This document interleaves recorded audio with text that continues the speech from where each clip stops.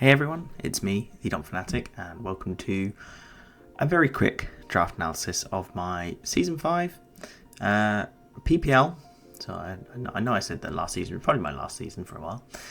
Here I am again though.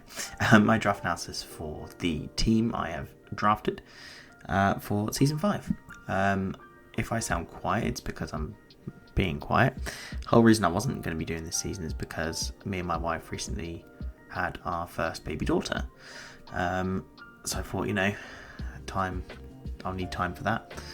I'm now off work for 6 months on paternity leave, so turns out I've got a lot more free time than I thought. So here I am competing in another season of the PPL. So while they are asleep in the other room, I thought, you know what, this is a rare opportunity I have to actually record. Doing all the battles and stuff is easy, and prepping is easy because I have the time for that, but finding a time where it's good for me to record is proving quite interesting. So enough rambling anyway. I want to try and keep this short because I know I'm good at rambling and talking, so I don't want to bore people too much. Plus the draft was probably at this point 3 weeks ago, I want to say. I think it was just done before the birth of my daughter, which was just over 3 weeks ago. So it was about 3 weeks to 4 weeks ago we done this draft now, and honestly I don't remember why I did half of the things I have done. Hopefully it'll come back to me while I'm talking about it. So a bit of background information. There's 28 teams this season, 2 leagues of 14 and 2 different draft pools. The most notable ban this season, on top of all the normal things, was Iron Valiant. Iron Valiant has been banned. I know not many leagues do that, but it's definitely a bannable mon. So it'll be interesting to see how the league plays out without that mon, because it's very stupid. I've used it before.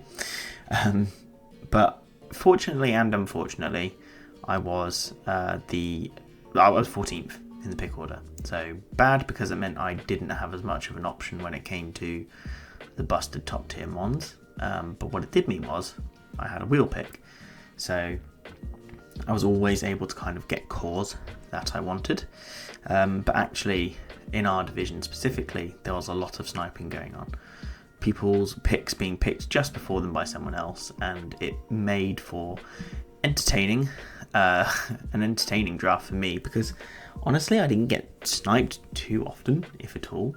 I kind of had like a rough plan after I took my first 2 mons, and you'll have seen what the first one is. I didn't really come up with too much of a plan, which meant I probably couldn't have been sniped anyway. So let's quickly go over the squad. There's 12 mons on here, so I don't want to spend too long going through everything. First mon, possibly one of the more broken things that was left when it got to me. Yes, it's a Keldeo, and you think, well, Keldeo not that broken. Well, this is Terra Keldeo, and I think Terra Keldeo has kind of risen in prominence over the last over some recent draft league results. I know Ellie's used it really well in one league recently. I think it was D-Ray who had it in the Bubble League. It's become quite popular. I don't necessarily think it was something that was really considered much before, whereas now it seems to be really kind of top tier. So I was really interested in taking Keldeo. I always thought Keldeo, even without Terra, probably had some play still. You know, it's not slow, it's a 108 speed, decent speed tier, 129 special attack, and then 91, 90, 90 stats, defensive stats, are pretty decent too. Smooth Ball is quite shallow, but Fighting and Water is a really good offensive combination, but also fairly decent defensively as well. So you can make Keldeo quite bulky, and obviously it does have setup opportunities with like Calm Mind, but also Trailblaze for speed. It does have priority in Aquajet, although its attacks is, kind of lacking. So maybe not something you'll see too often, but it's possible. But yeah, with Terra, that kind of gives you that option to run that one coverage move that you might need 1 week to really hit things hard and break teams. And I think that's what Keldeo is going to be really good for this season. And then, like I said, I had a wheel pick, so I really wanted to try Gouging Fire. So many times, and it was left available for me. So I was like, excellent, fantastic. I finally get to use Gouging Fire. It's a mon, obviously, that sort of when it first got released in draft, it was, oh my god, this is like round 1, turn 1 pick. It was stupid dumb. And now I think people have used it and realised it is still very good. but it's not something that you necessarily have to take straight away, and it often does make it to round 2 sort of these days. So I'm very happy that I managed to get it, and actually with Keldeo it works out quite nicely. It's slightly annoying. I mean, Fire Dragon is an incredible typing. There's not a lot of weaknesses. You've got Dragon, Rock and Ground, so they're quite common sort of moves that Pokemon get, but Gouging Fire makes up for that with its insane stats, quite frankly. It's min-maxed out of the wazoo. 105 HP, 115 attack, 121 defense. You kind of forget how fat it is sometimes. 93 special defense and 91 speed is usable too. And again, like the move pool, it's not huge, but it's exactly what you want it, to be. Heat Crash hits hard. This thing's heavy. You've got Outrage, Dragon Claw, Breaking Swipe if you need to be extra fat. It's got Recovery and Morning Sun. It's got Dragon Dance. It's got coverage and like Earthquake and Iron Head. It can hit fairies. It can hit, obviously it can hit steels because it's a fire type. So Gouging Fire is one of the most deadly mons. If you accidentally let it set up, it will run away with games, but also it draws in a lot of prep. People have to prep for Gouging Fire because you do just lose to it. And it doesn't have to be set up either. It can be, offensive off the bat, or also really defensive because its typing, like I mentioned, is great. I think, this is definitely the one I was most excited by, but also Keldeo is definitely obviously up there in terms of excitement. So then the draft goes on, and obviously there's, 26 picks between my second pick and third pick. Somehow Zapdos made it back to me. So at the end of round 3, I had to take Zapdos. I knew I needed a good ground type to cover for Gouging Gary. I was thinking about Gliscor, because then it was also not weak to rock types, but I have also got Keldeo for that. Keldeo kind of demolishes rock types. And so Zapdos is just a really solid mon. Electric and Flying is offensive typing that's very hard to cover for. It's also really good defensive typing. Obviously it has Roost, it has a great ability in Static, so random paralysis on opponents who might be pivoting with like U-turn and flip turn and stuff, always really useful. But I think most importantly for me, I really want to enable Gouging Fire this season. Now I've got an offensive Water type and an offensive Fire type so far, so I need something that can take out bulky waters. Yes, I know I have got Dragon and Fighting Stab that can also hit it, but things like Alamomola have been drafted, Suicune have been drafted, Walking Wake. Those things have all been, that's Terra Walking Wake as well, have all been drafted, so I need something that can kind of hit them decently hard with super effective damage. It's just got really solid overall stats. Like the stats, they are solid. They don't look as impressive as, say, for example, Gouging Fire. Obviously that's power creep for you, but really solid stats for defensive or offensive, and it kind of complements the first 2 picks I had really well. And then, again, like I said, I had the wheel pick, so I then picked up Ogerpon Cornerstone. Really nice speed tier for me. Obviously access to spikes, it's got momentum, it's got taunt, it's got knockoff, it's got really strong stab in Ivy Cudgel. Rock is actually a really good offensive typing. And the coverage Ogerpon gets means it's not just as simple as bringing in a steel type, with high horsepower. It's not as simple as bringing in a ground type when you've got Power Whip to look out for. So this mon is just really nice, it's sturdy, it's a great sort of contingency plan in case someone starts setting up, or it makes it a really good lead. It means you're pretty much guaranteed to get a spike up, unless someone either has Fake Out or like a multi-hitting move with loaded dice that's super effective, i.e. Icicle Spear. But it's just a really strong mon, and again, it's something that enables me to beat bulky waters quite easily. It's annoying that this is kind of neutral to water types, obviously because it's rock typing as well, but I think the other Ogerpons might have gone at that point, or in discussion with other people in the council chat, like our front office. We kind of agreed that this is probably the best Ogerpon in draft, purely because of sturdy, but also it's just got really good stats, and the rock Ivy Cudgel is really nice. And again, I kind of haven't covered it, but we've got Flip Turn on Keldeo, Volt Switch and U-turn on Zapdos, and U-turn on this, so we've got a lot of momentum and pivoting possibilities in the team so far too. So again, 26 picks later, the draft gets back to me. I need rocks, I need removal.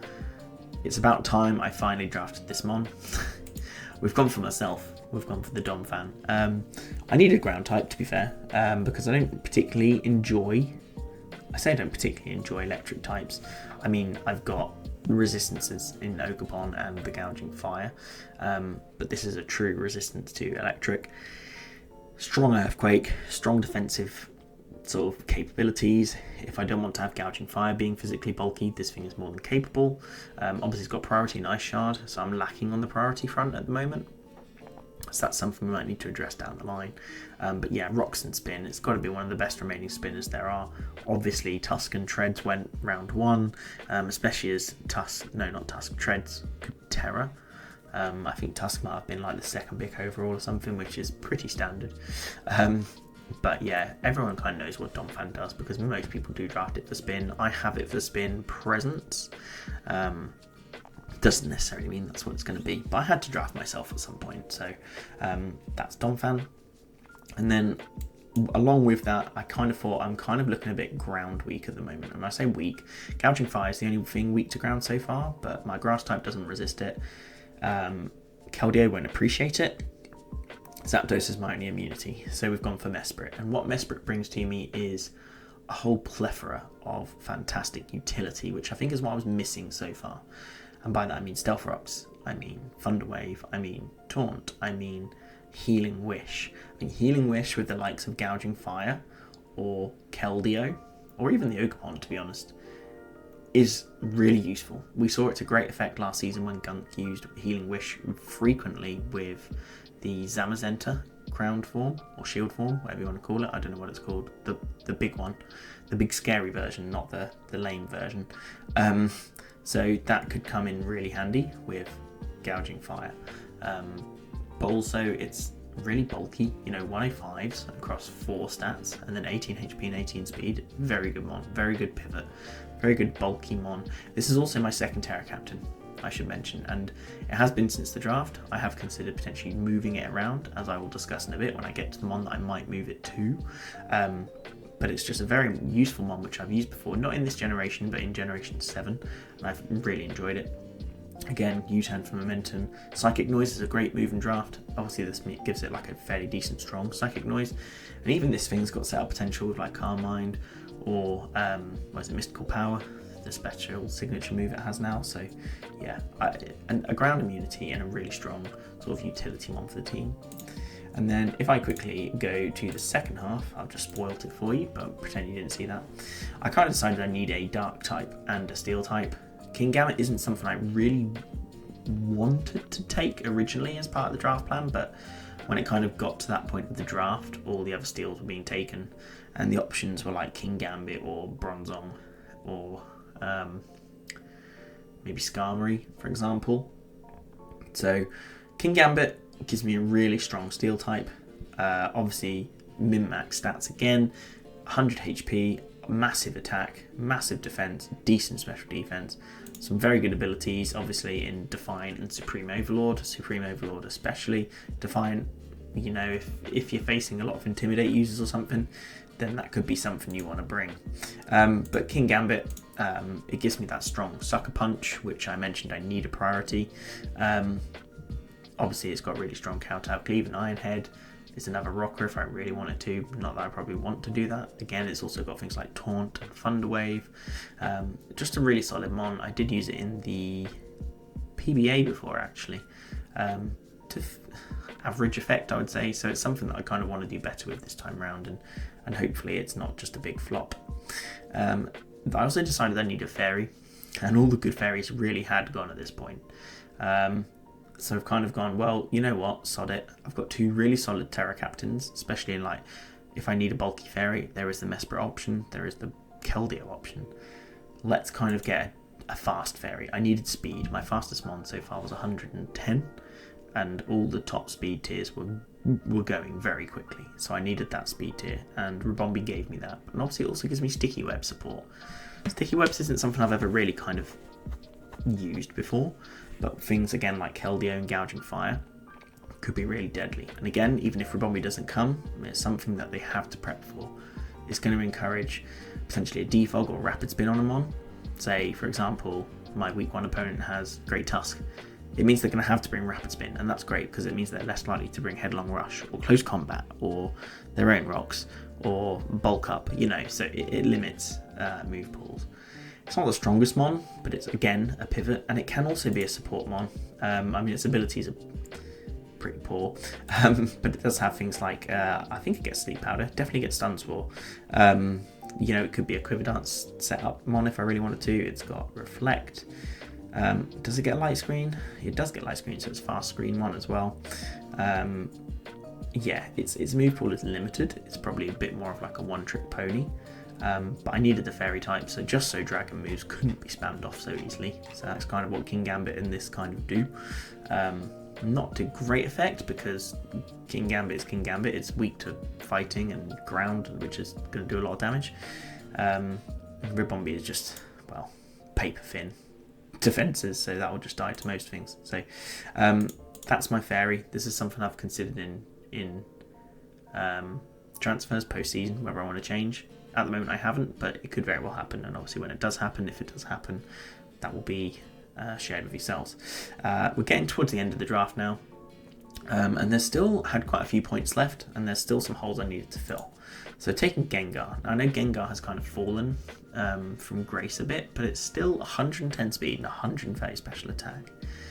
Without Levitate, it's a grounded poison. Grounded poison is always really nice in this generation because Toxic Spikes is fairly well available. And it deters that from happening. Again, strong offensive mon, Cursed Body, my guy losing Levitate. But again, strong sort of either offensive presence. It could be a strong Scarfer for endgame or Specs to break. Poison and Ghost is pretty decent offensively, especially with Fairy obviously being a thing still. I say still, it's been around for ages now, but Fairies being strong in general. But also you've got really good utility. You've got the likes of Haze, you've got Knockoff, you've got Pain Split, you have got Reflect type. I don't know if I'm brave enough to bring it to a game. Fast Taunt, Fast Toxic Spikes, Will-O-Wisp, Trick, Encore. Lots of cool moves this thing gets. If I don't necessarily want to be offensive, if I want like a fast disruptive mon, Gengar can do that. Next up, this is probably like my last proper pick, and it's to Dunsparce. Now to Dunsparce is the other one I'm considering moving Terra Captaincy to from Mesprit. And if I do that, that means I may then also potentially be able to put it on something like Gengar, which could be fun. But the Dunsparce is here for more rocks, more just general bulk, but it's also one that I think is severely underrated defensively.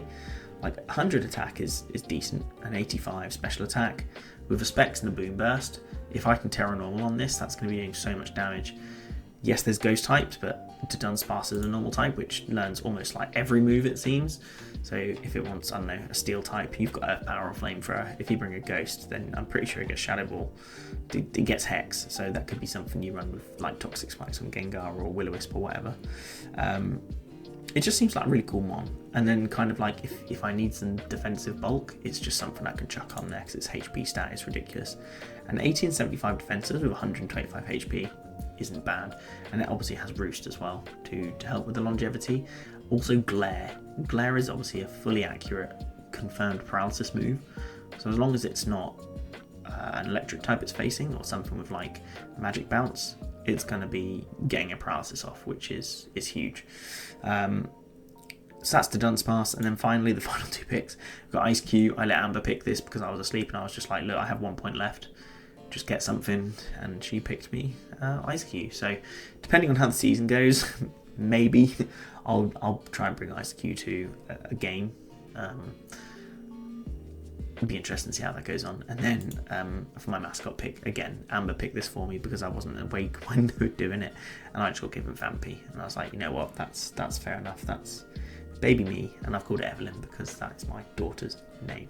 So that's the team, that's the squad for the season. I'm uploading this very late. Today is the 3rd. The week 1 battle should be going up on the 5th, so hopefully this video goes up today. If not, it'll be Saturday the 4th, and then the battle should be going up on the 5th, all things going well. So thank you for watching all the way through. If you did, make sure you leave a like, subscribe to the channel if you're not already, comment on how you think we'll get on this season, and I'll see you in a few days for week 1 of season 5 of the PPL. Goodbye.